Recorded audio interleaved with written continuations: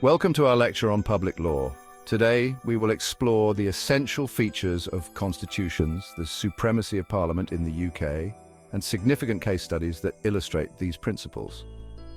Understanding public law is crucial because it governs the relationship between individuals and the state, establishing the rules that dictate how power is exercised.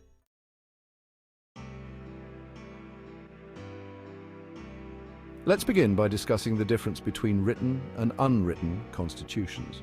A constitution acts as a form of superior law within a country, typically established following significant events such as wars or revolutions. Written constitutions, countries like the United States and Germany have written constitutions that clearly outline the structure of government and the rights of citizens. For example, the United States Constitution includes the Bill of Rights, which guarantees fundamental freedoms like speech and religion. Unwritten constitutions are. In contrast, the UK does not have a single written constitution. Instead, its constitutional framework is derived from various sources, including statutes, conventions, and judicial decisions. This makes the UK constitution more flexible, but can also lead to ambiguity.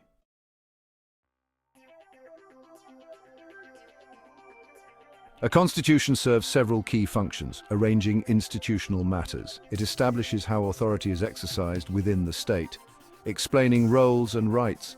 It defines the roles, duties, and rights of citizens, which is crucial for ensuring accountability. Outlining government structure. It describes the ideal form of government, promoting stability and order. Example, in Cyprus, the constitution was established in 1960, following a national uprising, and remains the supreme form of law, guiding how the government operates and protecting citizens' rights.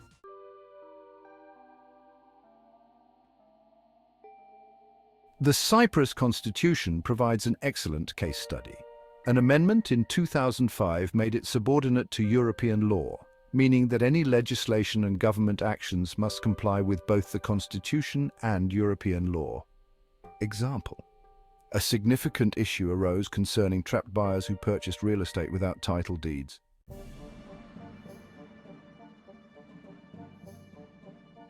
The legislation allowed trapped buyers to repay their mortgages and request the Department of Lands and Surveys to transfer property. However, the Bank of Cyprus challenged the constitutionality of this provision. In Civil Appeal 285 of 2018, the Cyprus Court of Appeal declared these provisions unconstitutional, infringing on the bank's rights to property and freedom of contract. This case illustrates how public law can impact individual rights and the financial sector.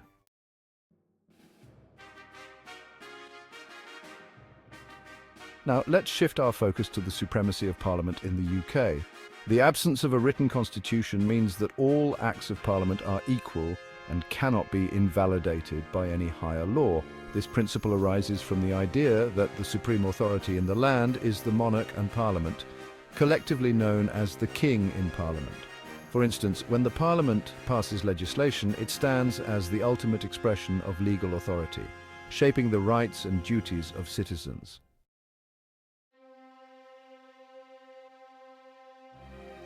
The Glorious Revolution of 1688 marked a pivotal moment in establishing parliamentary sovereignty. Parliament invited William of Orange to take the throne, signalling a shift in power dynamics. William ruled at the behest of Parliament rather than through hereditary right. This transition illustrates that the authority of the monarchy is contingent upon parliamentary consent, laying the groundwork for modern democracy in the UK.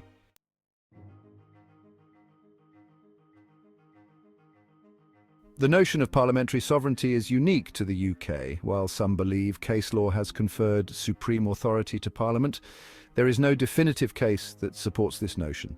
Parliamentary sovereignty developed organically and was temporarily limited during EU membership. Now that it has been restored, only the people can take it away, potentially through a referendum. The Brexit referendum highlighted the concept of parliamentary sovereignty, where the people express their will to exit the EU, directly influencing parliamentary authority.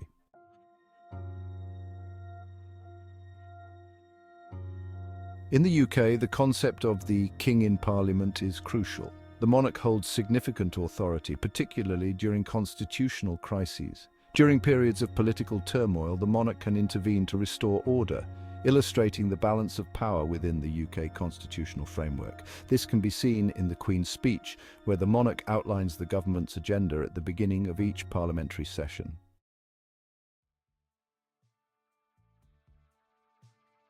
In conclusion, understanding the dynamics of public law, including the functions of written and unwritten constitutions and the supremacy of Parliament, is essential for grasping how legal systems operate in different countries.